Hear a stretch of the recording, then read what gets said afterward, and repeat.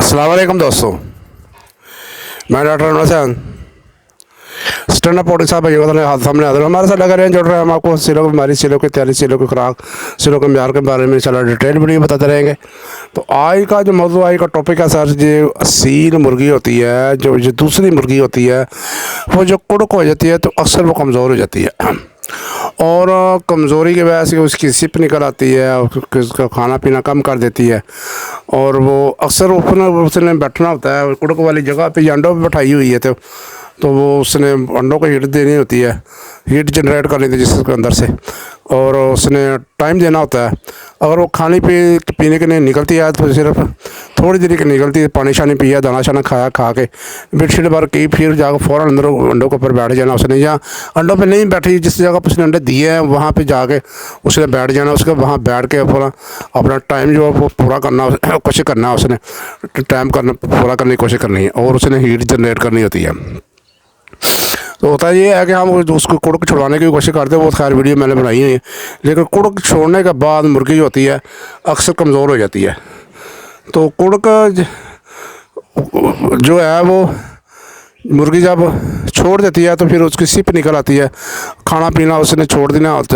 कम कर देती है वो बिल्कुल, और उसके अंदर खुश्की हो जाती है क्योंकि वो चलती फिरती कम है और कम चलने फिरने की वजह से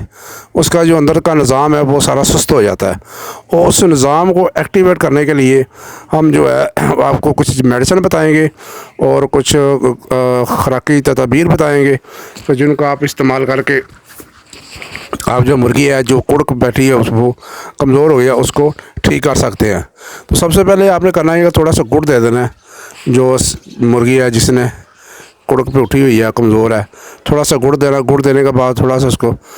20-25 सीसी जो है दूध दे दें, बकरी का दूध हो जाए तो अच्छा है, नहीं तो वो जो दूसरा दूध मिलता है वही इस्तेमाल कर ले, वो पिला दे उसको ताकि उसकी अंतड़ी वगैरह एक दफ़ा साफ़ हो जाए। उसके बाद आपने करना ये है कि उसको नरम ग़िज़ा देनी है, आपने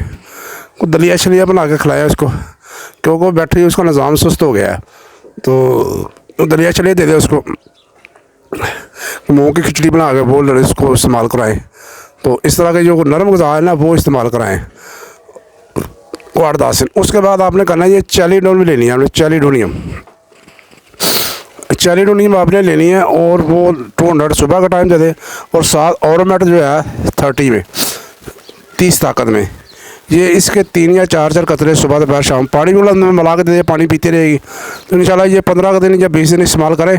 तो इंशाल्लाह आपकी मुर्गी जो है दोबारा ब्रीडिंग पे आ जाएगी, अंडे देने शुरू कर देगी और अंडे भी हल्दी देगी इंशाल्लाह, और उसके भूख का निज़ाम जो है वो भी ठीक हो जाएगा। अगर फिर भी रह जाती है मुर्गी, फिर भी कुछ मसला हो रह जाता है, फिर जर्सी हम दे दें।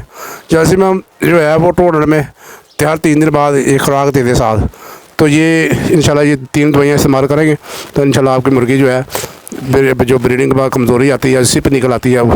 बालों की शाइनिंग कम हो जाती है, ये सारी चीज़ें कवर कर देगी। क्योंकि जो आरामेट है इसको मिनरल की माँ कहा जाता है, क्योंकि इंसानी जिस्म या जानदार के जिस्म के अंदर जो अल्लाह ताला ने इंग्रेडिएंट्स पैदा किए हैं जिसमें फास्फोरस है, पोटेशियम है, मैग्नीशियम है,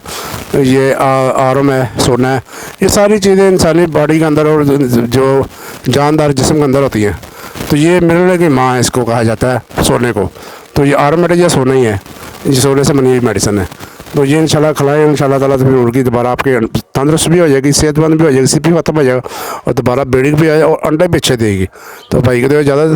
चढ़ना पड़े, जिंदाबाद, पाकिस्तान, फैदाबाद, अल्लाह हाफिज़।